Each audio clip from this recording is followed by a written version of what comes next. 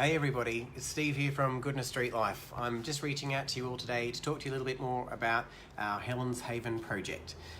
So Helens Haven, if for those who don't know, is a concept that was developed here by Goodness Street Life. We work in homelessness every single day. We see people who are struggling to get by, struggling to put a roof over their head. Now it's really challenging. There's different avenues that exist around that have been there for a long time. There's social and community housing. There's charities and churches that provide some methods of housing and some support.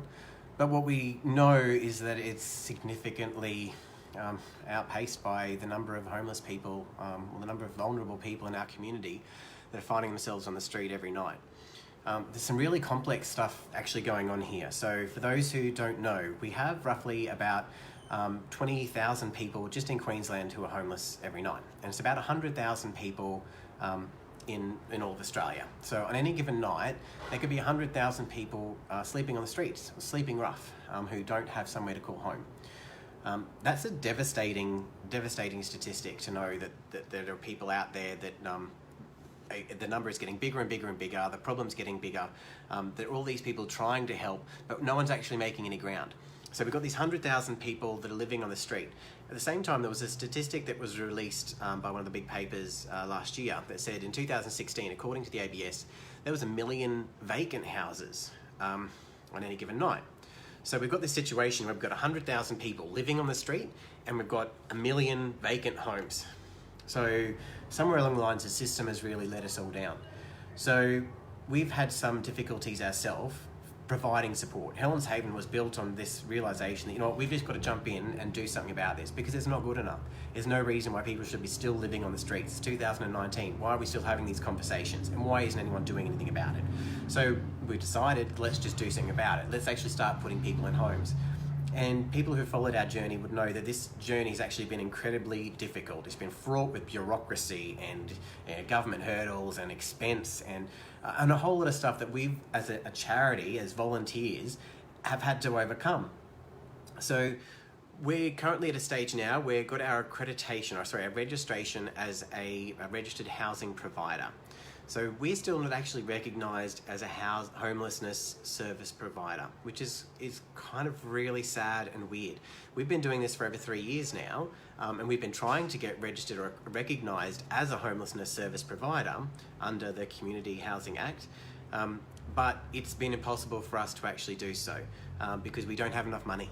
I think that's really what it comes down to. We're not large enough, we're not big enough, we can't house enough people. So even though we're actually helping hundreds of people here in our local community, the government won't allow us to go through the process of becoming a community housing provider. So what they've done is they've registered it as a registered housing provider, which is like a budget accommodation. So we're like a cheap hotel, if you will, in the eyes of the government. Again, you know, I'm pleased to say that we're actually able to support people, but ultimately this isn't sustainable. It's not possible for us to operate under this model for any long term. The way we house people currently is we rent privately owned properties and we sublease them out. So we have one house which we use for rooming accommodation for people who need crisis care. And then when we work with these people, help resolve the crisis or help themselves through the crisis that they're currently going through, we then try to transition them out into other houses which are subleased. So look, you know, it is great because we're getting people off the street. So in any given year, in terms of direct homelessness support, so putting people in accommodation, we're helping up to 100 to 150 people in a year, and that number keeps on growing. In terms of the general support that we help to keep people in their homes, I think we're getting up to 1,000 people already. So, you know, it's getting bigger and bigger. And there's also people of support that we've been providing for other organisations to help get people off the street. We had, just this weekend gone, a woman trying to escape a domestic violence situation. And unfortunately, there was nowhere for her to go. It was on a Friday night. Generally, this is what happens. It always happens on the weekend when no one's available. And the places that were offering, they said these are government funded or community organisations that should take care of, that are funded to pay for these services, had told the people who were trying to help this woman escape domestic violence situation that she would need to pay or come up with $200. So it's kind of devastating, and the people who were trying to help the lady were really shocked because they know about all the domestic violence support services. And I'm not saying that there's anything wrong with them. Don't get me wrong; these are valuable services, and the staff there are doing incredible work. But we're being overrun. There's far greater need than there are services to actually provide.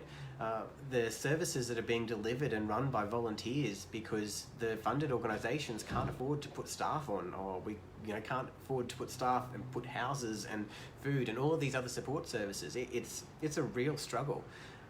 So it's kind of devastating. So we know that there's a lot of problems. Like every day people are showing up on our doorstep looking for somewhere to live and somewhere to go. So we can't continue to do what we do and keep expanding under the current model where we're renting private houses. One, it's unstable, or it's insecure for us, because if for some reason, anyone who rents would know that something could go wrong, the tenancy, the landlord changes their mind, needs to rent out the property to somebody else, or is selling a property, you're getting 6 to 12 month leases generally. So if I've got a 6-month lease on a property and I get someone that shows up 2 weeks before my lease runs out and then I'm not getting a renewal, am I supposed to send that person away? What am I supposed to do in those circumstances? So there's a lot of complication there. If someone actually gets, if there's damage done to a property and it's a landlord's property, we pay for those and we make sure that gets fixed. But there's still this legal process, for housing and real estate and stuff like that we then have to go through as volunteers. So we're filling these jobs, not just providing counselling and support and homelessness services. We're also having to work in with real estates and with Rental Tenancy Association. We have to attend court hearings for people to help them do these things. Our job just seems to be getting bigger and bigger and bigger. And I keep on trying to remind people or tell people, we're volunteers here. We're trying to help people, but we have government-funded organisations and a government that actually has more power than we do to do more.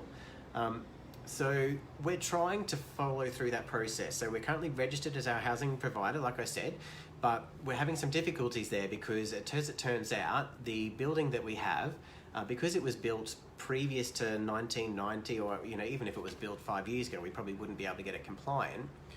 No building would be compliant with the current act for these houses. So what currently happens, as I've been led to believe by the building certifiers, is that all the state government houses that they have at the moment, they actually give an exemption for this particular classification. Because under the act that's required to get registered to one of these organisations, you have to provide, it's to meet a disability standard. Now, don't get me wrong, I'm not saying that we should not do much more in terms of having housing available for people who have disabilities, because it's not fair that people are being left out of the system, or vulnerable people who have compounded discrimination. They might be homeless, and imagine trying to be homeless as well as dealing with another disability which would push you out of housing services or whatever it might be that you're trying to access. So we really need to up our game as a state on that. We have actually had to house a gentleman in a wheelchair in our house before, and we had to do so because none of the government services would take him on. He was incarcerated at the time and had been released. They dropped all the charges against him because they couldn't hold, but this was a 70-year-old gentleman who had chronic airways and was in a wheelchair, but they wouldn't get him assessed for what he needed to go into aged care or other support whilst he was in prison. So they literally left him out, opened the doors and put him out on the street. A 70-year-old man with chronic airways in a wheelchair. None of the organisations could take him in because no one at that time actually had the capacity to take someone in a wheelchair or would take him on. So another volunteer organisation ended up bringing him to us. Now, luckily at the time we had a very large room in a house which had a ramp available, so we could access that. And circumstances said, look, yes, we can house him now, but we need to do a lot better here. So the reason I'm speaking today is about our Helens Haven project, because we're trying to get better at doing this, and we need your support. We're trying to solve a lot of problems here which we as a society have been waiting on governments to solve for a really long time, but I'm done with waiting. I'm not going to sit around and accept that it's okay that we wait for another election cycle or whatever it might be, or someone come up with a new policy and a new funding tender which will take 12 months to deliver, and then this long-term plan about solving homelessness in 5 to 10 years. Because there are people on the streets right now. We know that there are people on the streets right now, and for us on the front lines, they're standing in front of us on a daily basis. And I'm not going to turn someone away and say, oh, look, the government's got a plan to build some housing for you in 10 years' time. Yeah, no, that's just not going to happen. So we've come up with this model. It's a concept which we want to deliver to the community, not just for Goodness Street Life, but for all charities out there, for every other organisation that struggles to get the funding that they need to actually deliver a support service, but to drastically increase the amount of social and community housing that's available through these organisations, which will then also take the pressure off the state government and the federal, well, there's no federal funding, but the state government funded community housing. So if we can do this across the country, then we could actually, come really close to solving homelessness without sitting around waiting for someone else to do it for us. And anyone who knows me knows that I'm not that guy. I'm not going to sit around and wait for someone to do something, and we have the capacity and the capability to do something about it right now. I personally can't do it by myself, and Helen and I can't, neither of us can do this by ourselves, and everything that we do here is all done because of the incredible support that we have from the community, because it's this incredible thing that happens when all of these people come together. We can do amazing things. We've seen it. Goodness Street Life is pure evidence of that. Like, the people that we help every single day, it's only done because of the incredible support we receive from people in the community. So we're reaching out again once more to put an idea, a proposition out there into the world to see if people want to get involved and to help us do something phenomenal to really actually address homelessness right now. Let's do something. Let's get off our asses and stop talking about what we're going to do and how big the problem is. We all know it. Let's act on it. Let's do something right now. So our new project, or our proposal to the community, we've signed a contract on a house that we want to buy, because if we own this house, we can get it built to the best standard, so we can deliver full support, so we can have a housing that is suitable for anybody in any circumstance. So crisis accommodation, which will cater to people who have a disability, to people who have complex needs, people who have mental health needs. All of these really complex and big issues, we can actually deliver a service right now to fix that. And we've got a house already lined up, which will allow us to put in share accommodation, crisis accommodation, and even 1 to 2 bedroom transitional accommodation. And we even have a plan to go out further than that into a rent to buy scenario where people can end up actually getting their own family home. So this is sort of a dream that everybody has, but for a lot of people right now, it seems impossible, and they seem so far from it. So here's how it works. So currently, our system allows for people to purchase properties through trusts. So people who have a lot of money can actually avoid paying a lot of tax and can come up with these really intricate scenarios where they make purchases and property investment through family trusts or unit trusts. Your superannuation fund would have property managed funds or managed property trusts, where you might even have shares in it, but you don't know how that's managed because it's done by a big commercial entity. Profits from all of these entities then go back to private shareholders and to big companies. And to be honest, I really question whether that's actually helping homelessness or whether that's just pushing up the prices and making it harder for everybody else. So instead of fighting against that, why don't we actually play the same game? So we have the capacity here in our community. So in this, if we consider a federal electorate that we're in currently, there's about 105,000 people here. Now we have about 1,000 homeless people across this electorate, across this area, or people vulnerable, people who need housing. The government's doing what they can do to help, but realistically, the government's going to maybe support between 100 to 250 of those people if they can. So that leaves still another 750 people waiting on the streets, or trapped in domestic violence relationships, or in really unsafe circumstances that if they had other options that they would leave. So we want to do something about that.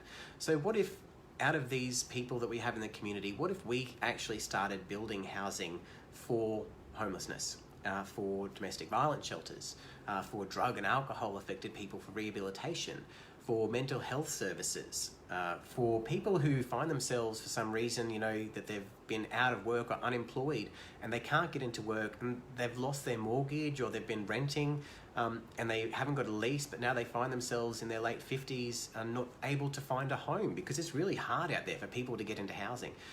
There's so many reasons why people are homeless in these positions, and there's a lot that we can actually do. So what if we as a community came together and set up our own property trust? Property trusts, it could be managed by organisations like Goodness Street Life. Property trusts which could still allow someone to invest in housing, wherever much your budget is, whether it be $50 or $100,000. If you want to make an investment in housing, why don't we make investment in homes? why don't we actually start investing in something that's going to mean a whole lot more to our entire community and help solve a whole lot of other social problems, help give people the potential to live the best possible lives that they can be? Because let's face it, it's so hard to achieve anything in this world if you're on survival mode. If your every day is filled with trying to put a roof over your head, then you're not really meeting your potential or your capacity to contribute to this world. And that's what everybody really wants. So let's look at, well, Goodness Street Life are actually already underway. So we have partnered with some accountants and some legal providers to establish a property trust for Goodness Street Life. So we will be engaging and inviting people through our financial partners to take part in what we're considering to be quite a revolutionary approach to homelessness. We're going to be asking people of the community to become owners of our community-owned public housing. So under this model, people could make an investment, whether it be $50 or $100, and buy a unit or whatever it might be into the property trust. The property trust will be managed by a charity just like Goodness Street Life. So we make sure that the houses are taken care of, we make sure that they're managed, and we engage real estate and all the right people to do the right thing to make sure the properties are taken care of. But it's mandated that these properties are actually there to take care of the vulnerable. These properties aren't out there to make a profit for some big hidden company or private shareholders. These organisations or these trusts are actually set up to make sure that people are housed. Now, don't get me wrong. There's still value in owning an asset in a property trust. That's still something that you can buy and maybe sell off. I don't know, the financial people, when if you participate in it, can explain that a little bit better than I can. But effectively, the property value still stays there. So you still actually own something from your money. But the profits from the rental revenue can be distributed then partially back to the charities who manage these trusts and manage the houses, I should say. They don't manage the trust, they manage the houses, the asset themselves. They make sure that people are getting into housing. The rest of the revenue would then go back into the trust to actually purchase more properties to keep that growing. And then you'll be left with an asset that's just growing in the background, but it's actually more important than the financial reward. It's making a massive difference to people's lives. It's getting people off the streets. It's doing that thing that a lot of people say, oh, homelessness is too hard, we'll never solve it. No, we'll never solve it with that attitude. Homelessness is only actually a problem if we allow it to become one, and unfortunately our society has, and I say enough is enough. So let's stop accepting that homelessness can't be solved. This year, let's say we're going to do the unachievable. We're actually going to house everybody because we have the capacity to do it. So our Housing the Homeless project is available right now, haven.goodnessstreetlife.org.au. You can jump on, you can donate right now if you have the capacity to our housing project. We need to get our funds raised immediately so we can actually go ahead with our Helen's Haven project. Or you can also register your interest to become an investor in the community housing public model. Now, this is just not for Goodness Street Life. So I'm not saying that we're going to actually tackle this problem across the country. We don't have the capacity, or do we really think it's appropriate? Because people in their communities understand their communities better. So we want to actually extend this model out to any other charity or organisation who's trying to house people, who's looking for a unique alternative to the current model where you're waiting for government housing to actually put someone in, which we know is too slow. It's not keeping up with demand. So if you are part of a charity that's looking to house people out there, then you can register and we can help facilitate through our model the trust establishment and set up through financial partners, whether it be ours or someone in your community that actually has a close interest to supporting that project. We can help tie you up with builders. So if you're a builder and you want to get involved and you want to do something really positive with your work, then why don't you get involved with our project, and we can connect you to community organisations in your area that are looking to build homes for the homeless. If you're a financial provider, if you're an accountant or a financial planner or a solicitor and you want to get involved and you want to use your skills to make a difference, here's your chance. Why don't you put your hand up right now and we can connect you with charities in your area to help get these projects off the ground. Or if you're just a person in the community that wants to make a difference, that doesn't want to make a meaningless donation to a really large organisation where you're not going to see where it goes, whether it might be swallowed up by administration costs. If you want to actually have an ownership or play an important part in providing housing for your community, then reach out and register at haven.goodnessstreetlife.org.au. Now, I know this is a big idea, right? This is a big concept. Our goal for Goodness Street Life is to raise $1 million for our investment property trust, if you will, to go out and purchase properties to build custom homelessness housing. So we expect that we could build 2 to 3 houses, which under a shared joint share house and small unit type complex, we could be housing anywhere from 10 to 15 people with that amount of money. So if we could actually set up this for Goodna with the 100,000 people that we have in our federal electorate, how much is that, Karen? I believe that works out to be about $100 each, if I'm right. Sounds about right. We could actually solve a massive problem just right here, and that's an asset for anybody to hold on to. And if properties grow, you might be able to sell that off. Again, the financial people can tell you about that. Now, what if we were to do this across the country? So what if organisations like ours across the country actually started setting up these property trusts and building their own houses? The revenue of that could help support the services that they provide, so they can continue to support people, vulnerable people in the community, without waiting on government funding or grant, or having to go through that bureaucratic process. We could actually make a massive impact and not sit around waiting for somebody else to do what we have the capacity to do. So I say, let's not wait. Let's jump on board. Let's put your hands up. Let's get our hands dirty and let's actually do this. Let's solve the problem right now. So if you're keen to get on board, go to haven.goodnastreetlife.org.au and register your interest, whether it be as a potential investor to buy units in a property trust set up in your area to support a charity or a homeless organisation in your area, whether it be to get involved with the Helens Haven project to help us build our home here in Goodna, whether you're a builder who wants to help build the projects, or a financial planner, or an accountant, or a solicitor, whatever you can contribute. If you want to get involved, jump onto haven.goodnastreetlife.org.au and register your interest, and we'll send you out some information about how you can take that next step, and we'll connect you to the right people in your community to make a difference. So please share this message far and wide. 2019, we solve homelessness. Are you on board?